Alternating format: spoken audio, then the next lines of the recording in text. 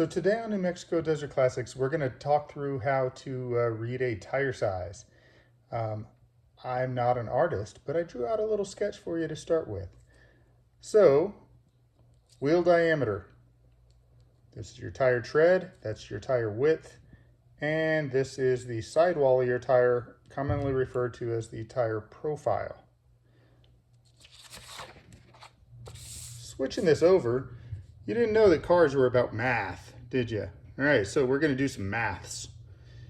So I just picked a random tire size, 225, 60, R16. Now sometimes you'll notice that there will be a letter in front of this, like a P or an LT. In that case, the P stands for passenger and the LT stands for light truck. Using this 225, that is your tire width. We're calling that X today. 60 is your tire profile. We're calling that Y.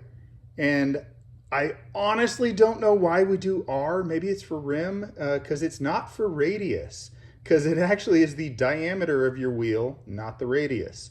So today we're using 16 inches.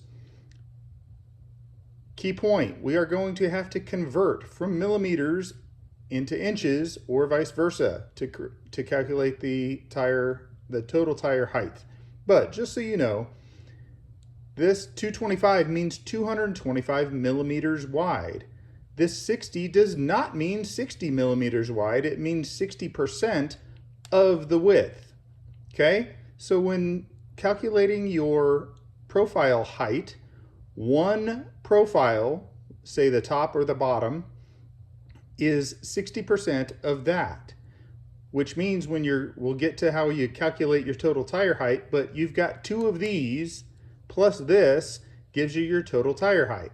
Okay, so 225, if it's 265, 245, that is your width measured in millimeters.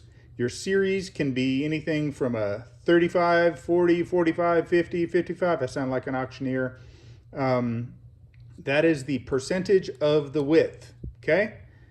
And then you've got your diameter, which is in inches. So using this one to calculate our total tire height, it's 225 millimeters plus 2 times 60% of that for the two profiles plus your wheel diameter. So our equation is tire height equals 2y plus z.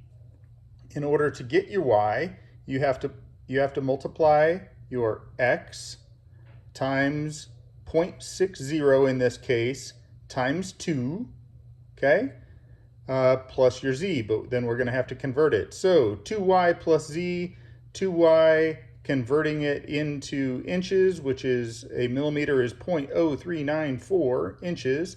So in this case, the 2y was 225 times 0.60 times 2, which is 270 millimeters. So that is both of our profiles equal 270 millimeters, but we want to multiply that times 0.0394 to convert our millimeters into inches.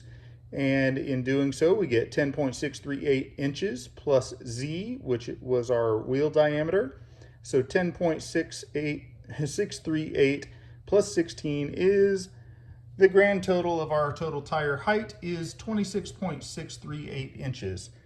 So, when might you use this? You might use this if you are somewhere and you're on a long trip and you've got a 225 60 16, you have a blowout and you're at a small gas station in the middle of nowhere and they have, say, a 215 70 16. And you want to see whether or not that tire will be close enough to your total tire height. You would calculate your tire height, you would calculate that other tire height, and generally speaking, if they're pretty close, you're not going to mess up your differential, okay? We will talk about what a differential does and what it is on a later episode, but the bottom line is you need to make sure that your tire heights are really close to each other so that you're not trying to spin one wheel at a different speed than the other one, because you will mess up your differential and that is very expensive. All right, so if you have any questions, post them in the comments. If not, thanks for watching. Hope you learned something today, and subscribe to the channel as we continue to educate just the small things about cars that you probably wish you knew.